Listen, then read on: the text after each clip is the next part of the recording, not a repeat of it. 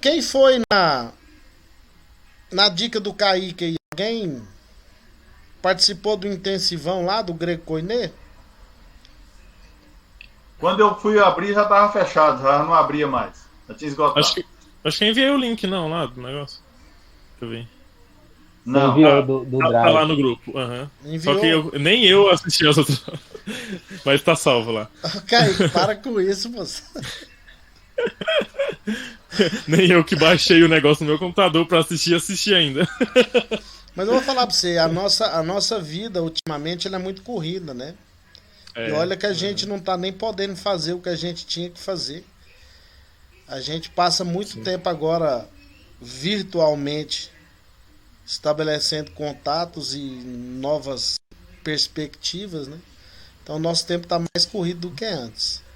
Mas é Pelo menos se sempre, alguém quiser tá lá depois pra gente é assistir. sempre bom parar um pouquinho para aprender coisas novas. Nossa quarta aula, nós vamos ver hoje coisas simples, mas importantíssimas. A gente nem vai esgotar o conteúdo dessa aula totalmente hoje. Eu coloquei só o básico para a gente rever isso aí no futuro. Porque se eu for me ater aos diacríticos hoje de maneira plena, a gente vai ficar muito confuso. Então é melhor ir desenvolvendo a disciplina até a gente chegar na hora crucial para aprender sobre os diacríticos. Passa. Vamos orar. Senhor Deus e Pai, em nome de Jesus, muito obrigado por mais um encontro virtual que o Senhor nos concede. Que a graça do Senhor nos capacite, que possamos juntos aprender mais de Ti nesta noite, para que a nossa leitura da Escritura seja uma leitura mais eficaz. Em nome de Jesus. Amém. Então, o que são os diacríticos? A gente tem que entender que toda palavra grega tem diacrítico. Toda. São traços adicionais, moduladores ou modificadores. São acentos, aspiração, etc. Vou começar explicando os acentos no grego. Olha só, tem autor que ele diz que seria até possível você eliminar essa parte da gramática. Haja vista que você não precisa saber pronunciar totalmente de forma correta o Novo Testamento, não precisa destacar sílabas tônicas, né? Mas eu acho que tirar isso aí da disciplina tira o brilho também da disciplina. É bem parecido com o português. Por isso que eu estou dizendo que a gente não vai entrar nisso aí de cabeça hoje, a gente vai ver só o básico. Quando chegar na hora certa, eu vou voltar nos diacríticos, porque hoje os textos que nós temos, eles são editados, né, com diacríticos. Os manuscritos mais antigos nem tem. Não tem. As palavras não têm diacríticos. Só os que nós usamos hoje. Então há três tipos de acentos: agudo, o grave e o circunflexo. O circunflexo ele aparece em duas formas: o que a gente conhece normal, ou como se fosse um tio no nosso idioma. Aparecem esses três modelos básicos de acento.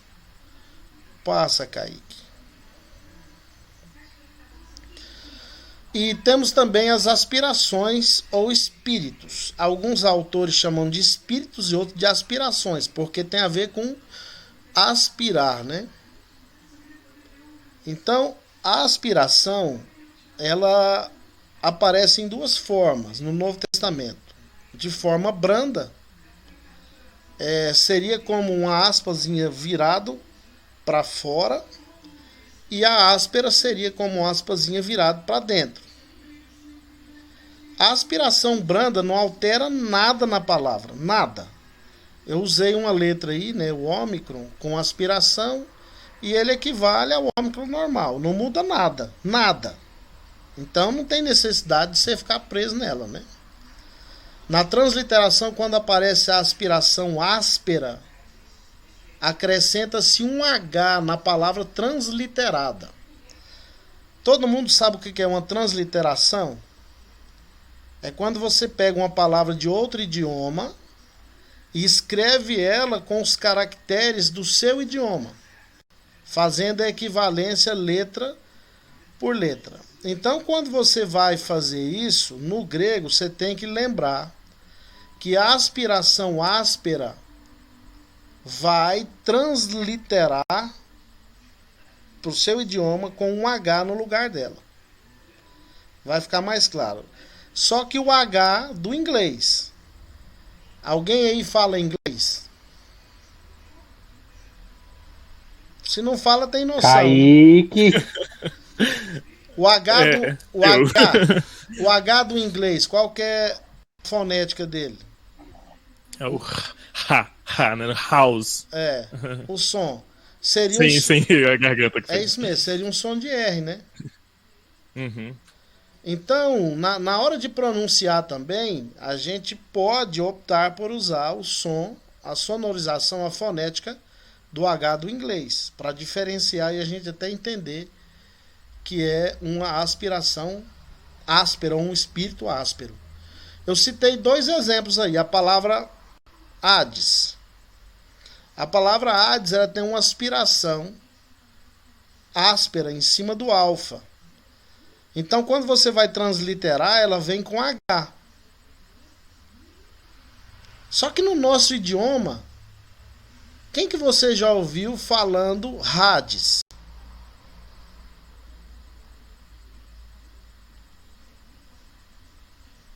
É raro, né? Mas se a gente vai usar o H como do inglês, deveria ser Hades. Mas pela força do idioma, com o tempo você vai aprender a fazer isso aí. Pela força do idioma, é melhor falar Hades, para não confundir as pessoas. Tem a outra palavra aí, Hoti, que tem uma aspiração em cima do ômicron aí. Lá na transliteração aparece o H. Então a aspiração áspera, ela só serve para isso. Na transliteração você acrescenta um H e na hora de pronunciar você pode optar, pode ser opcional, pronunciar com som de R. Eu prefiro pronunciar com som de R para destacar que é uma aspiração.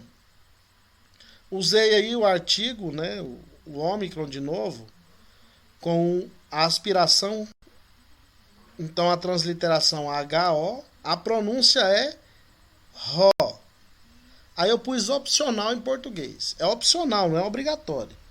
Mas eu acho bem todos alinharmos a nossa teologia com da maioria, né? Se os outros autores aí, os que são de língua inglesa, usam com a pronúncia de R, porque eu e você não vamos fazer o mesmo, né?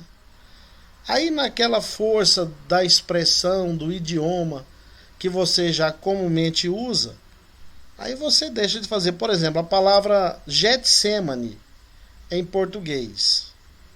Getsemane é a nossa tradução para o jardim onde Jesus orou até o seu suor ficar intenso como gotas de sangue, né? A pronúncia correta em grego é Getsemane.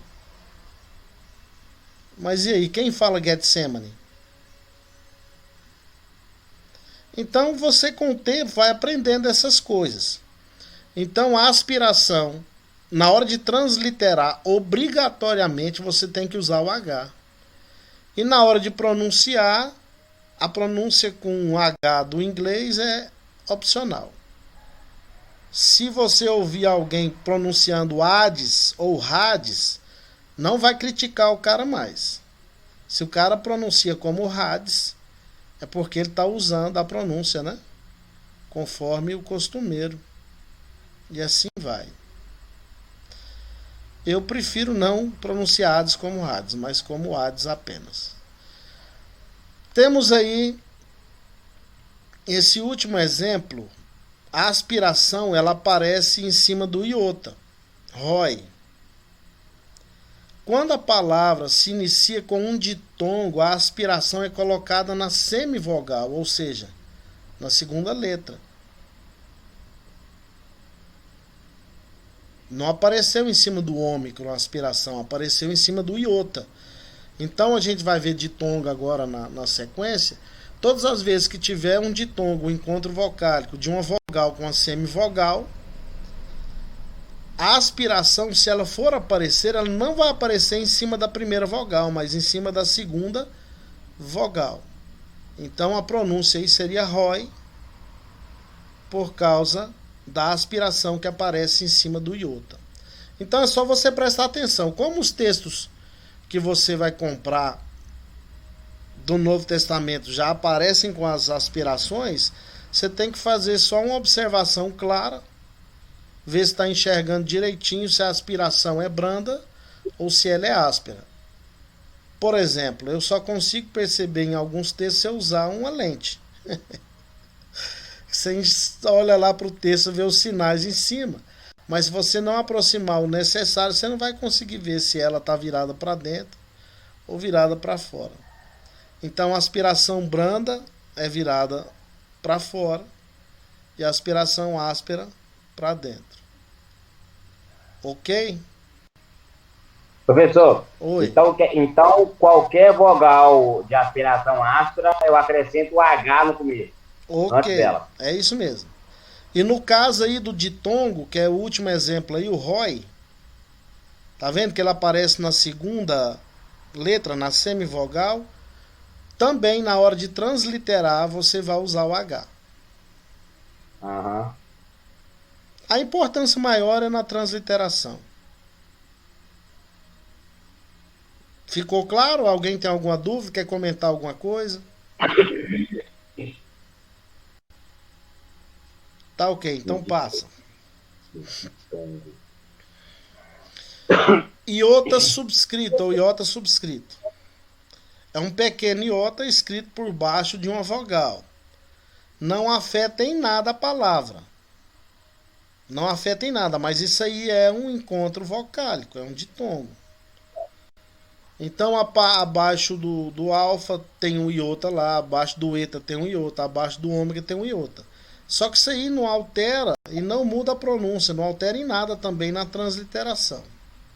É só para você saber que existe esse diacrítico aí. Ele é muito comum.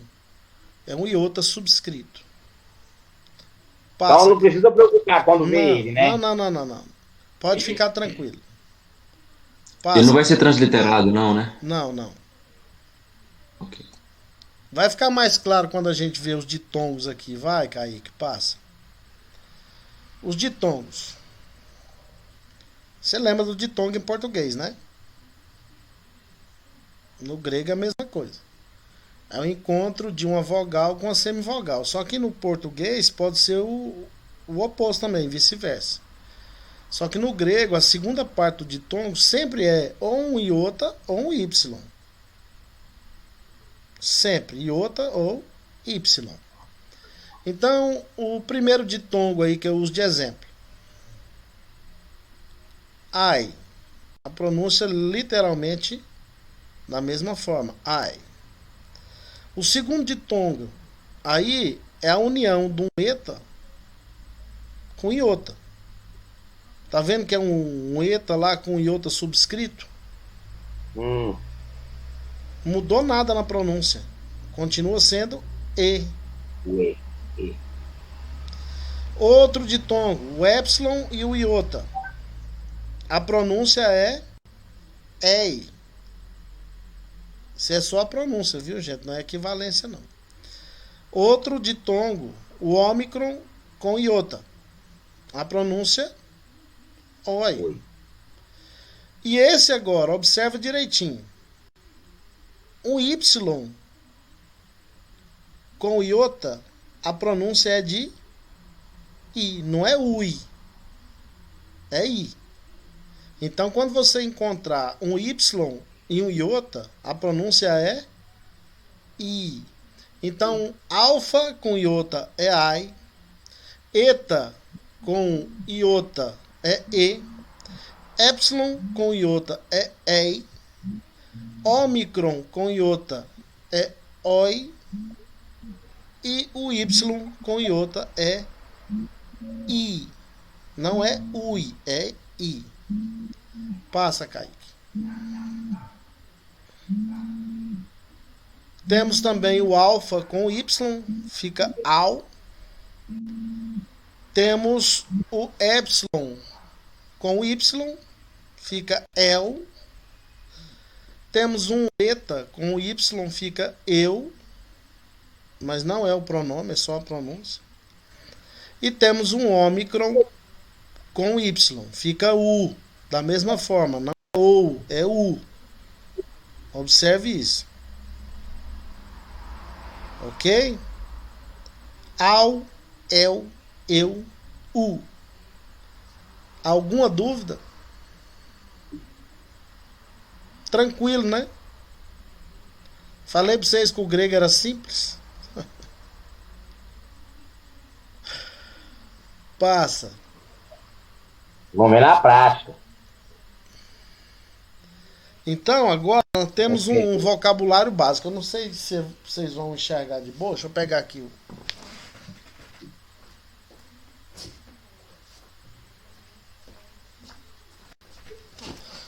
Vamos ver se nós conseguimos ler aqui. O Kaique vai aumentar a fonte lá.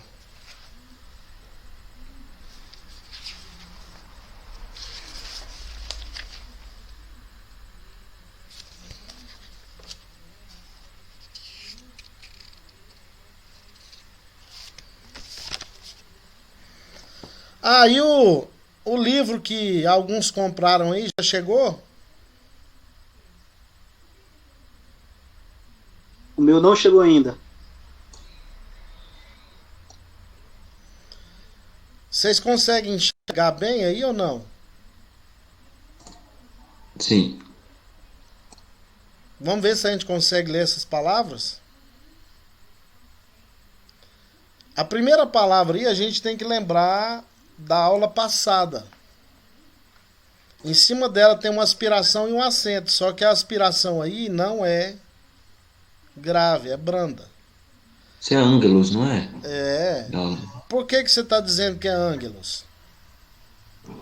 por causa dos dois gamas, né? Tem os dois gamas aí, Isso. como N, como... O encontro de um gama com outra gutural é pronunciado como N. N. Muito bem, Nathan. Muito bem mesmo. Angelos. A palavra angelos no grego pode ser anjo ou mensageiro. Então, algumas vezes na escritura, se aparecer a palavra angelos, você observa o contexto direitinho para ver se é um anjo ou se é um mensageiro. Por exemplo, em Apocalipse, as 7 cartas às igrejas da Ásia são escritas para anjos ou para pessoas?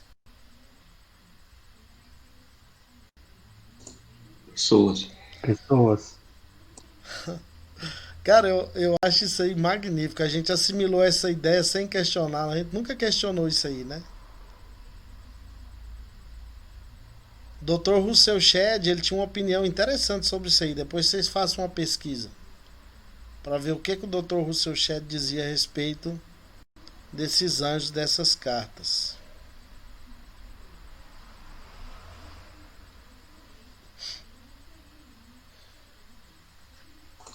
Aí, Kaique. Isso é o Kaique, rapaz, você tá pensando. Kaique é bom mesmo, viu? Ele devia ser presidente de alguma coisa da sala, não era só representante, não. Pensar que eu acertei certinho quando eu coloquei ele como líder, né? Na próxima eleição, então, votem nele para alguma coisa, tá? A segunda palavra, será que a gente consegue ler? Perguntar assim, quem quer ser o líder? Adelos? Ou Adelo? Adelfos. Irmão Adelfos. Professor, Fala, Não esqueci do filho. professor, fala. eu vou pedir licença pro senhor. Eu vou dar uma ausência, fazer uma ausência aqui da sala aqui para resolver um probleminha aqui. Tá ok, bom? tá ok. Então essa palavra aí é Adelfos. Adelfos. Irmão, aí você ouve falar na Filadélfia, né? Filos, amor, amigo. E Delfos, irmão. Adelfos, amor de irmão, Filadélfia. A outra palavra, antropos. Por isso que você estuda uma disciplina especificamente da teologia sistemática, que tem como título a antropologia. A outra palavra é apóstolos. Literalmente é o chamado apóstolo. A outra palavra, diabolos. Presta atenção no significado específico de diabo, que está entre parênteses. Aparece 37 vezes no Novo Testamento a palavra diabolos, caluniador. Então tem irmão que é diabo, não tem? Ih, A outra palavra é diáconos. De diácono, diaconia. A outra palavra, presta atenção no encontro do ômicron com Y. A pronúncia não é doulos, como alguns dizem, é dulos. É o nome daquela biblioteca que é um barco, né? A maior biblioteca flutuante do mundo, Dulos. E literalmente Dulos é escravo, servo. Paulo, em todas as suas epístolas, se auto-intitula escravo. Na nossa Bíblia está traduzido por servo, né? Mas a tradução literal seria escravo. Paulo, escravo de Jesus Cristo, mas escravo por vontade própria. Voluntário. A outra palavra aí é theos. Ela é usada tanto para Deus como para divindades, né? Então Deus com letra maiúscula, Deus com letra minúscula, daí vem a palavra teologia. Na letra C nós temos verbos. Alguns no presente indicativo ativo e um aí no pretérito, que é o aoristo no tempo grego. Balei, ele joga. Blepei, ele vê. Legei, ele fala. Egapsen, ele amou. É a palavra que está no texto mais conhecido da cristandade, que é João 3,16, porque Deus amou o mundo de tal maneira. Theos egapsen cosmos.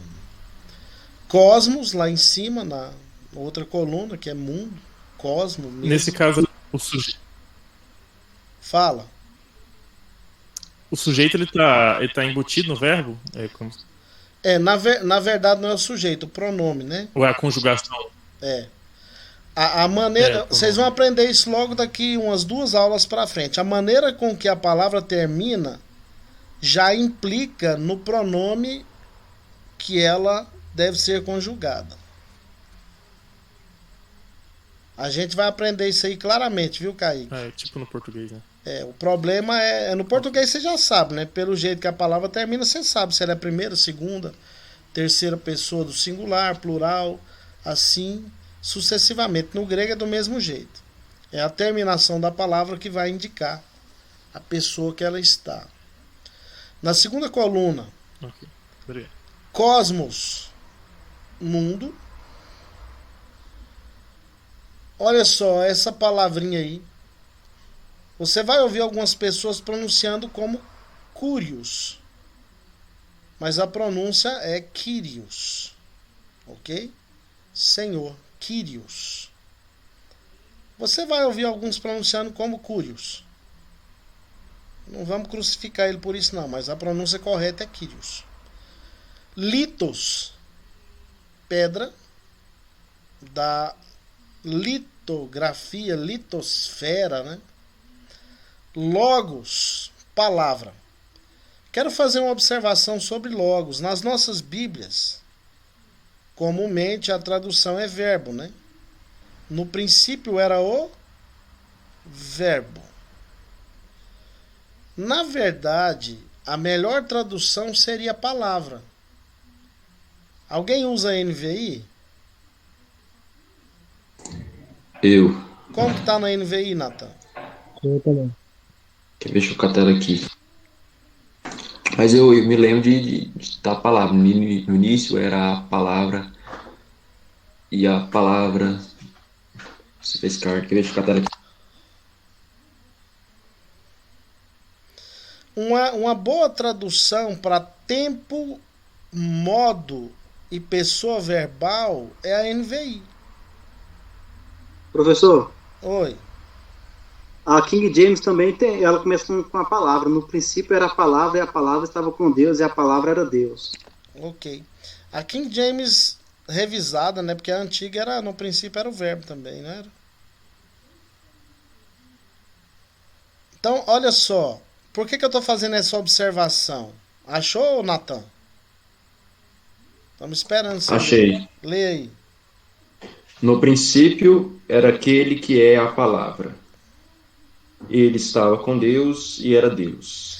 Ele estava Então com aí Deus no eles princípio. fizeram uma tradução idiomática, né? Ao extremo.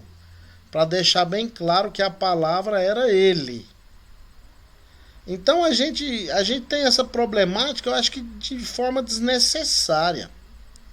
Se traduziu a palavra logos por verbo, naturalmente, por ser uma questão de Jesus ser do sexo masculino, gente. Então a tradução de verbo, ela é uma tradução aceitável, mas não é uma tradução perfeita, porque o verbo é um tipo de palavra que exprime ação. Mas quando você traz a palavra, a ideia é que palavra ela tem nela todo o conteúdo da gramática das palavras e assim sucessivamente. É adjetivo, é substantivo, é verbo, é preposição, é locução, é isso, é aquilo. Então, eu acho que a tradução, no princípio era a palavra estava com Deus, a palavra era Deus, seria a melhor opção. Na NVI fizeram essa tradução idiomática para deixar claro que a palavra é o Senhor Jesus. Só que historicamente nós já sabemos disso, né? Mas tem gente que nunca teve contato com a Bíblia, precisa desse auxílio, desse recurso didático. Então, logos quase sempre é palavra. Nós é que preferimos traduzir por verbo. Nomos, lei. Pótamos, rio. Então a Mesopotâmia. Eu acho interessante o pótamos quando a gente se reporta à figura do hipopótamo. Tem gente que faz a referência de hipopótamo juntando dois substantivos. O substantivo pótamos, que é rio, e o substantivo hipos, que é cavalo. Lá onde tem corrida de cavalo não chama hipódromo. Então muitos fazem essa junção dizendo que hipopótamo seria o cavalo da água. Eu prefiro entender, e é mais lógico entender, que a junção de hipo com pótamos é a junção de uma preposição com substantivo.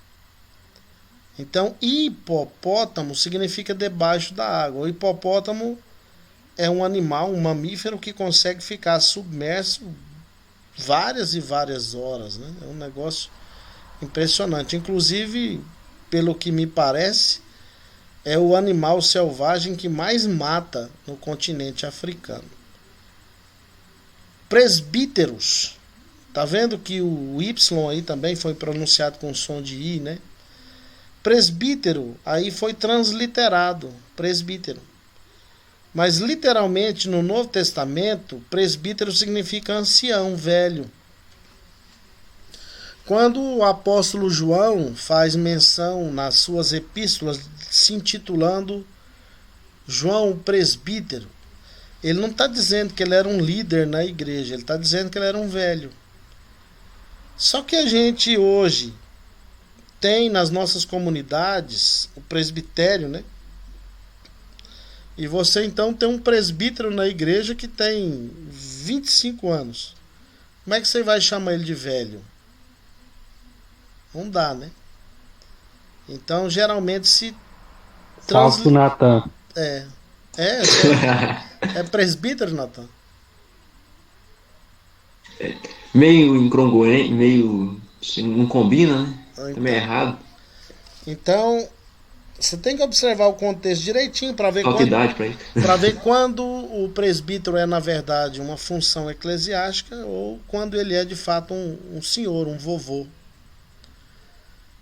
Cristos é o nosso Senhor, o ungido, o escolhido de Deus, o Cristo cósmico.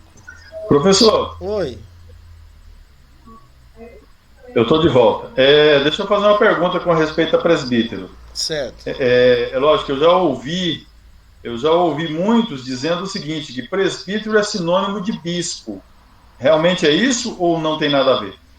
É complicado, né? É complicado. A palavra bispoi na Bíblia, que é bispos, dá a ideia de um líder que tem sob sua superintendência mais de uma comunidade cristã. Eu acho que há controvérsias, viu, Salomão? Há controvérsias. Ok, obrigado. Ala, mas é uma conjunção adversativa, né? No nosso idioma. De pode ser e ou mais. O contexto vai definir isso. Cai pode ser e também. E temos essas três palavrinhas uk. Essas duas últimas têm a mesma pronúncia. Não é é u. Uk. Não. Por isso que existe a palavra utopia, né? Não no topo. É uma palavra interessante. Utopos. Não lugar. Não chega no topo. É apenas utópico. É um vocabuláriozinho básico. É o seu primeiro. Que você possa treinar. Eu vou voltar lá no início. Vou pronunciar e vocês... Fica difícil, né, nesse tipo de aula remota pelo o aplicativo aí fazer isso, mas seria necessário eu pronunciar e você pronunciar depois. Angelos,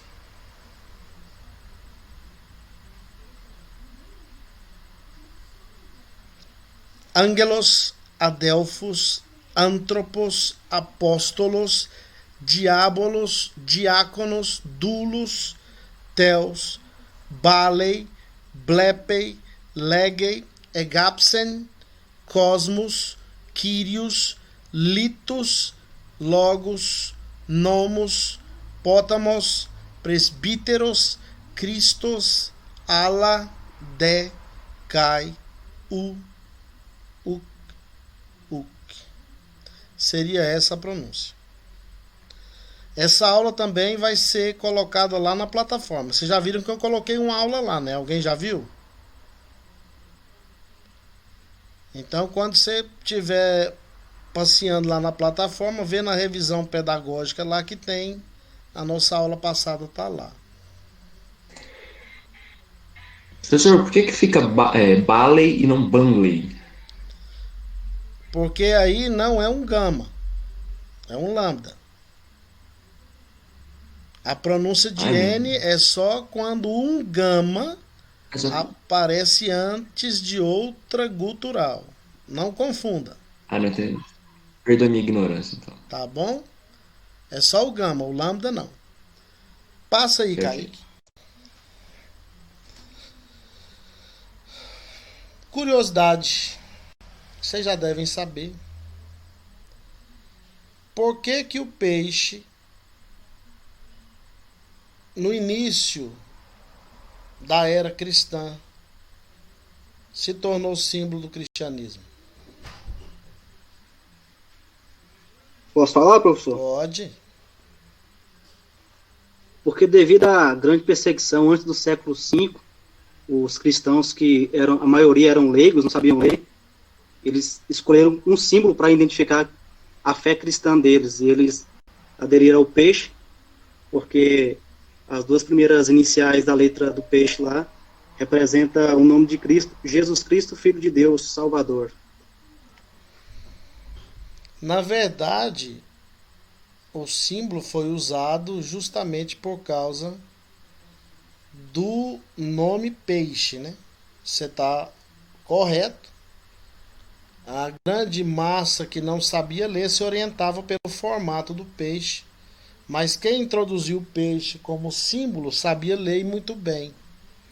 E ele criou então, com a palavra peixe, através do acróstico das letras, a sentença do que significava o peixe para os cristãos que foram perseguidos pelo Império Romano. Eu coloquei ele aí na vertical.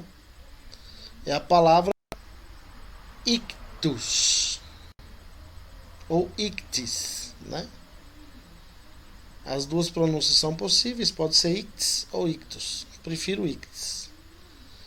O primeiro caractere, a primeira letra aí, é a primeira letra do nome Jesus. Jesus. A segunda letra é a primeira letra de Christus. A terceira letra é a primeira letra de Theos. A quarta letra é a primeira letra de Ios. E a última letra é a primeira letra de Soter.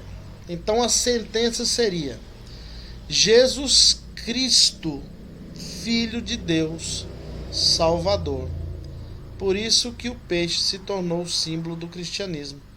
Por isso que quem nasce lá na cidade de Salvador, na Bahia, é chamado de soteropolitano. Interessante, né? O soteropolitano tem a ver com a palavra soter, em grego, que é Salvador. Então, por isso que o peixe se tornou o símbolo do cristianismo, por causa do acróstico que se criou a partir do nome peixe, que é ictis ou ictus, que é Jesus Cristo, Theos, Ius, Soter. Jesus Cristo, Filho de Deus, Salvador. Ok? Aula de grego também é cultura. Professor, Fala. mas hoje esses símbolos dificilmente são usados, igual disse o Benjamin Scott. Ele falou que depois do século VI, esses símbolos aí foi caindo em descrédito, assim, porque as pessoas jamais usavam esses símbolos. Isso é verdade? Ele foi caído em desuso, né? Porque a perseguição acabou em determinado tempo. Então eles não precisavam mais se esconder nas catatumbas, nas cavernas, em lugares esmos, né? Então não tinha mais a necessidade de se usar essa simbologia. Mas caiu em desuso, não em descrédito. Até hoje, o peixe é considerado o símbolo do cristianismo. Eu errei a palavra, é desuso. A gente não precisa mais de recorrer a isso, né?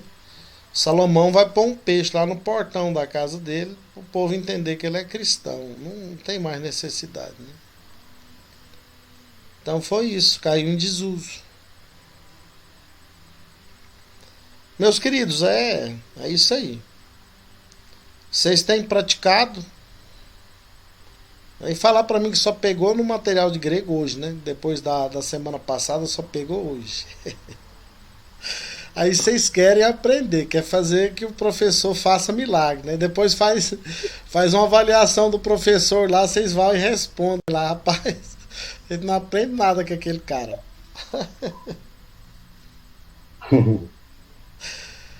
É necessário, gente, esse lidar diário com o idioma. Faz aquilo que eu falei, moço. 10, 15 minutinhos. Você vai ver que vai ficando automático o negócio. Você vai lembrar disso aí de maneira automática depois, quando você tiver assimilado, depois desse estudo diário de 15 minutos todos os dias. O hebraico e o grego. Você precisa de ter esse contato diário. Senão esquece, gente. Eu conheço um monte de gente que já estudou o hebraico que não sabe mais nadinha, não sabe ler uma letra. Nenhuma. Eu esqueci quase tudo. Pois é, não pode. Não pode. Então depende desse esforço. 15 minutos. Você fica mais de 15 minutos, muito mais de 15 minutos na rede social. Gasta de 10 a 15 minutos todos os dias com essa matéria, que logo você tá dando aula para mim. Isso é engraçado. É isso, a matéria de hoje era você entender os diacríticos e o ditongo. A gente fez isso, já lancei um vocabulário inicial. E toda aula agora vai ter mais vocabulário. Vocês vão guardando esse vocabulário aí e faz o seguinte. Faz uso do caderno que eu falei. Pega aí um material de escrita, não sei como que você gosta de escrever. A gente, depois que chegou a era digital, a gente aprendeu a mexer um pouquinho em computador, a gente não quer escrever nada manuscritamente, a gente quer digitar tudo, né? Mas pega um caderno e começa a desenhar essas letras aí. É muito importante para o aprendizado. Professor, Eu quero chegar no final desse curso aqui, a nossa prova, a N2, vai ser a tradução de Marcos, o epílogo menor. Professor, só uma perguntinha. Faz. Eu fui escrever o meu nome e eu não achei um correspondente do nosso V. Você foi escrever inteiro, né? Exatamente. O meu nome, o meu sobrenome também, ela é com V, Evaristo, né? Nós temos que usar o Y no lugar dele. Que aí a pronúncia fica Euaristos. Depois eu vou ajudar vocês nisso aí. Que a gente não tem um equivalente real ao V. Né, Ok. o Iturino? Eu tive essa dúvida também. Tá aqui, traduzido aqui, vamos ver, né? Tá. É isso mesmo. Então, Ok, vamos, pessoal, obrigado. vamos praticar, né? Vamos praticar e sempre estar em contato com essas letras aí, até o alfabeto ficar marcado no sangue. Aí você não esquece mais. Quando eu estudei essa disciplina, eu fui um chato dentro de casa. Eu ficava o tempo inteirinho. Alfa, beta, gama, delta, epsilon, e... O povo já não aguentava eu mais dentro de casa. Mas é a única maneira, né? Professor, Fala, Kai. olha aqui que eu achei aqui agora. Interessante, né? Deixa eu mostrar aqui. Isso aqui, ó. Βίβλος γενέσεως Ιησού Χριστού, Ιού Δαβίδ, Ιού Αβραάμ. Αβραάμ εγέννησε τον Ισαάκ. Ισαάκ δε εγέννησε τον Ιακώβ. Ιακώβ δε εγέννησε τον Ιούδαν και τους αδελφούς αυτού. Isso pode ser de alguma ajuda? Talvez ouvir um pouco? Com certeza Tentar ajuda, repetir, né? talvez, né? Ajuda a pronúncia. E o interessante é que dá pra perceber até o sotaque do camarada aí, né?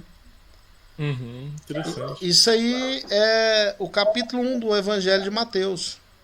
Isso, tem aqui, ó, de Mateus até... Tem tudo aqui. Então, Até Apocalipse. isso é muito importante, você baixar isso aí e ficar ouvindo, né? O jeito da pronúncia, né? Vou enviar lá no grupo, então. Aí, o Kaique é um pai, né? Vai enviar lá no grupo. É no YouTube, Kaique? É no YouTube, aham. Quem tem Kaique não fica perdido, professor. Então, moço, o menino é um monstro da era digital, né? Então ajuda sim, viu, Kaique? Isso aí ajuda sim. Ok. Isso aí vai te ajudar a memorizar o som das palavras. Então você vai conseguir ler rápido. Certinho. E quando você vai tendo assim um certo conhecimento do idioma, você consegue perceber que muita gente assume o púlpito da igreja, usa o grego e o hebraico para pregar e prega mais mentira do que do que se não tivesse usando. Quando você aprende o idioma, tem as falácias semânticas, a falácia etimológica, né? O cara usa uma palavra fora do contexto, trabalha só etimologicamente, não usa a semântica dela e acaba fazendo o texto virar uma mentira, né? Eu citei o exemplo Professor, Oi. mas eu falei para o senhor que quando eu fiz lá no Idicamp, a professora de grego dizia para a gente que a gente tinha que pronunciar algumas palavras em grego para impressionar o público. Não, o dia que você me falou isso aí, eu fiquei tão chateado com isso, que até hoje eu quase tive que me submeter a algumas terapias psicológicas, sabe? Brincadeira, eu tô brincando, é exagero meu, mas isso aí é uma coisa absurda, viu, Salomão? Absurdo. Vocês não estão se preparando para impressionar ninguém. Vocês são súditos do reino de Deus. Vocês estão se preparando para proclamar o evangelho do Senhor Jesus conforme a palavra dele. E esse negócio de aparecer, isso aí não existe não. Falar algumas palavras em grego e hebraico para impressionar as pessoas, isso aí beira idiotice. Vocês me perdoem, mas isso aí é um absurdo.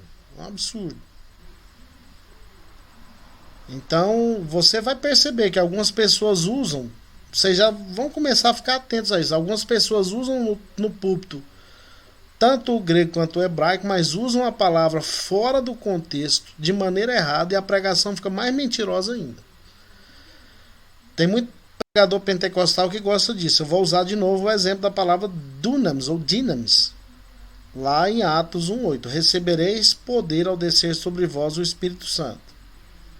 O camarada usa isso aí e fala que a palavra dinamis, dela vem a palavra dinamite. Então, quando Lucas escreveu o Atos, ele estava pensando que o descer do Espírito Santo era como uma explosão de uma dinamite, né? Esse aí foi o missionário Júnior Trovão. Ele fala isso aí?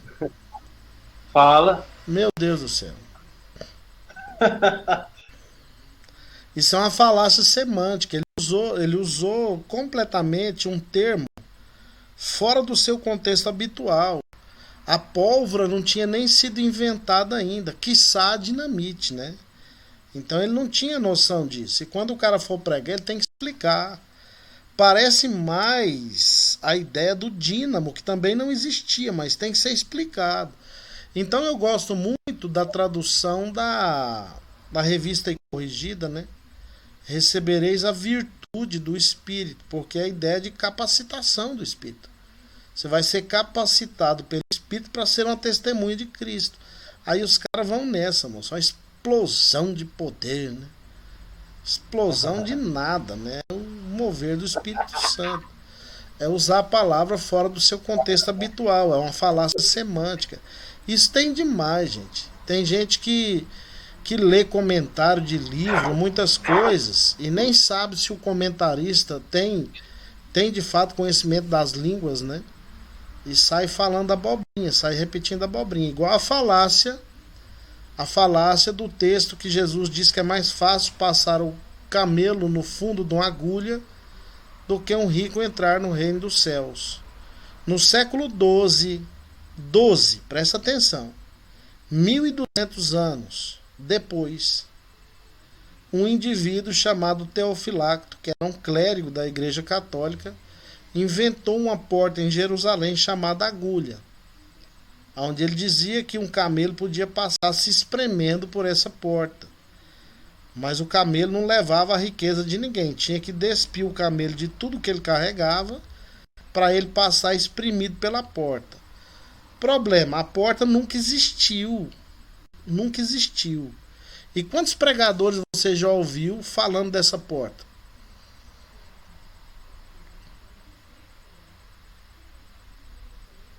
Ninguém nunca ouviu? Eu já ouvi Vi até o José Brandão. Muita alegoria mesmo. Essa porta nunca existiu, gente. As portas de Jerusalém você pode ler na própria escritura sobre elas. Lê Neemias, Êxodo, que você vai ver as portas. O cara não conseguiu interpretar o texto bíblico e inventou uma porta chamada agulha. E essa porta nunca existiu. Jesus está falando ali literalmente que é mais fácil passar um camelo no fundo da agulha do que entrar um rico no reino dos céus. A conclusão do texto está muito clara. Os discípulos dizem, então é impossível. E Jesus responde, o que é impossível para o homem é possível para Deus. A salvação vem de Deus. Só Deus salva. Mas eu ouvi algumas pessoas falando sobre esse negócio dessa agulha. E a agulha, eles explicaram que a agulha era tipo quando você vai colocar o boi para dentro do corral, era aquela linha estreitinha, né, dos dois lados, madeirada, né, aquela linha estreitinha que o gado tinha que passar por ela. Ele falava que aquilo se chamava agulha. Mais uma mentira que foi inventada Tô falando meu Deus. Essa eu não conhecia não, viu, professor? Essa pra mim é nova. Essa pra mim é nova, ainda mais que... Aí ele tem uma explicação mais clara. Sabe quando aquele caminhão gaiola entra na fazenda e vai para o gado entrar para dentro do caminhão? Não tem aquele corredorzinho, ele é tipo alto assim, onde o gado sobe e Seu microfone desligou, Ailson. Desligou. Aí... Pois é, eles falam que é mais ou menos aquilo ali, a agulha. Olha só que impressionante, né? O cara manja de criação de camelo de um jeito que nem o pessoal de lá sabia. A gente tem que estar familiarizado com a literatura da época. Tem um livro interessante, é escrito por um francês chamado Henri Daniel Rups, A Vida Diária nos Tempos de Jesus. Compre esse livro. Pra você saber como que acontecia tudo na época de Jesus Cristo, um pouco antes e um pouco depois. A Vida Diária nos Tempos de Jesus, Henri Daniel Rups. Que aí você vai livrar dessas gaiolas, desses curral aí. É impressionante, eu fico tentando entender a mente, né? A imaginação do camarada de inventar uma história dessa. Orígenes, depois de ouvir. Né? Orígenes, depois de ouvir essa aí, deve estar se revolvendo no túmulo. Perdeu o lugar de alegorista. Alguém ganhou dele, não é possível. Como é que eu não pensei nisso? Então, meu Deus do céu. É igual a parábola do bom samaritano na interpretação de Orígenes, né? Vocês já viram? Vocês sabem que aqui no Centro-Oeste aqui tem um Orígenes, né? Tem um pregador de rádio aí que alegoriza tudo. Quem é esse que eu não conheço?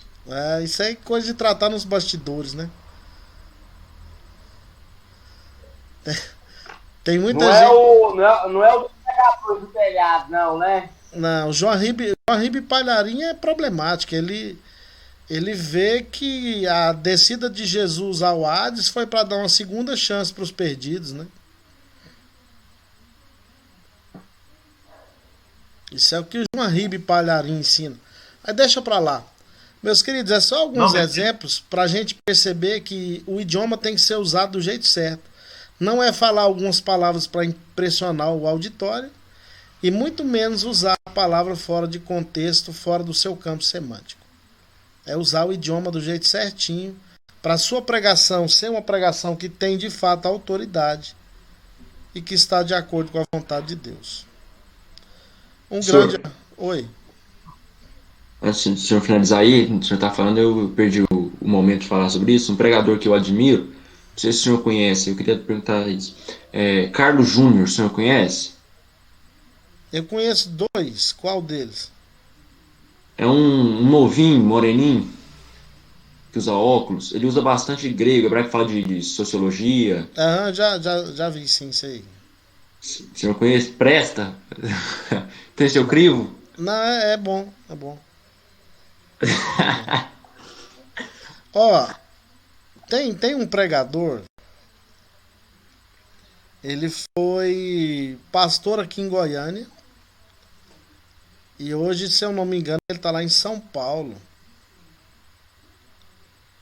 Ele foi pastor naquela igreja presbiteriana na rua 68, onde o Nicodemos foi pastor até pouco tempo atrás. É um dos maiores expositores da escritura que nós temos aqui no Brasil, o reverendo Joia. Depois dá uma pesquisada lá, prega muito. Esse eu não conhecia, não. A gente precisa aprender os idiomas para a gente voltar para a exposição das escrituras. Eu disse, eu vou printar aqui vocês na minha tela aqui, vou guardar um nominho de cada um, mesmo o Salomão estando com o nome Janaína ali, eu sei que é ele, para eu... O Valdeir teve que sair. Não, mas eu tenho aqui na chamada, eu tô lorotando. Eu tô lorotando. Eu vou cobrar de vocês depois. Eu vou procurar saber aonde o Salomão tá pregando, o Aelson, o Natan, o Renan. Aí eu vou lá ouvir para ver se vocês estão usando a escritura ou se vocês estão picando o fumo. Já ouviu falar na história de picar o fumo, né? O pregador na roça pega um rolo de fumo e fica ali picando fumo e conversando da morte da bezerra, do tirar o leite. Fala de tudo, termina a pregação, ele picou um rolo de fumo inteirinho, mas não pregou nada. Então tem essa historinha entre os pregadores. Se vocês vão ser picadores de fumo ou se vocês vão ser expositores da escritura. Batista tem que ser expositor da escritura, viu? E Alexandre? Tô olhando pra você aqui, Alexandre. A cobrança é maior. Toma. Virou a mesa. Alexandre, ficou bom esse fundo aí. Eu não posso pregar alegoria, eu sou proibido. O problema do Alexandre é que ele não gosta de pregar a Bíblia. Fora a Bíblia, ele prega tudo. Brincadeira. Minha referência é o Natan, viu, professor? Ele copia minhas mensagens. Aí, esse negócio de Bíblia pra pregar, a gente não usa, não. Não, tá aprendido. Um grande abraço. Esse bate-papo é só pra gente descontrair um pouco. Ô professor. Oi. Eu vou mandar pro senhor no seu zap o sermão que eu preguei domingo, numa live. Primeira live da minha vida, pregar para nada. É a coisa mais ruim do mundo. É estranho, né? É muito estranho. É muito estranho. Eu vou te mandar aí, depois o senhor lê lá e fala para mim se tá mais ou menos bom, se tá ruim. Nossa, eu fui... tem que melhorar, eu sei disso. Eu fui gravar algumas aulas, a gente gravar para câmera com fundo verde lá, o chroma key, né? Cara, é um negócio tão estranho você pregar pro vazio, né? A gente acostumou tanto com gente, né? É complicado, mas fazer o quê, né? É o caminho que a gente tem que seguir por enquanto. Professor? Oi? Eu fico me perguntando, nessa pandemia aí que a live tem tomado aí o espaço, os pregadores que ficam pedindo pro povo levantar a mão pra dar glória a Deus e essas coisas tudo aí, eles devem estar enrolados, hein, professor? Acabou. Perdeu um terço da mensagem dele. Um terço da mensagem não tem nem jeito de pregar, não tem isso pra falar, vai ter que pregar a Bíblia. Porque o cara é igual. O cara é igual o narrador de futebol, né? Jesus saiu de Jerusalém foi para a Judéia de Samaria, Samaria confins da terra, e voltou para Jerusalém, e o cara tá lá na arquibancada, lá grita gol. E pregador e narrador de futebol de rádio AM ainda, de rádio, né? De televisão. É desse modelo, né? Então, eu falo assim brincando, mas é porque eu sei que vocês são compromissados com o Evangelho, com a palavra de Deus. Vocês vão fazer diferente. Em nome de Jesus. Essa disciplina é muito importante. Na minha caminhada cristã, quando eu aprendi tanto o hebraico quanto o grego, a minha vida teológica melhorou demais. Muito livro que eu tinha lido, eu tive que descartar o que eu tinha aprendido lá, porque eu vi que muitas falácias semânticas, epistemológicas, muito erro relacionado à exegese, e você vai ter uma mente crítica, mas vai saber avaliar direitinho os comentários, vai melhorar muito a sua vida teológica, sem dúvida, tenho certeza disso. Por isso que eu estou dizendo para você se dedicar, gasta aí os 15 minutinhos, todos os dias. Eu te dou folga só no domingo, mas de segunda a sábado, 15 minutos com a disciplina, que eu tenho certeza que vocês vão ficar fera no grego. Professor, esse negócio de crítica, né? Esse negócio é para defender. No começo do curso, o professor falou isso. Quando a gente começa a ter a noção, a ter a visão, a caminhar mesmo, a gente não vai querer ouvir qualquer coisa, vai ficar exigente na questão de ouvir certas pregações. Tem coisa que realmente não desce, não passa, não. Então a gente aguça, né? Fica aguçado esse senso crítico, né? Fica enjoado, você não quer ouvir qualquer coisa mais, não. O negócio, a gente tem que saber diferenciar todas as coisas. Tem gente que não tem a capacidade teológica, não tem o estudo teológico, mas tem uma palavra muito centrada. Tem gente humilde que prega muito bem, prega a verdade. A gente tem que saber fazer a diferença disso aí. Agora aquele que usa o púlpito lá e quer aparecer, prática, né? o que quer aparecer, quer usar os idiomas e quer ficar falando difícil, esse aí não, você tem que avaliar ele criticamente, sim. Eu ouvi um sermão uma vez na minha igreja.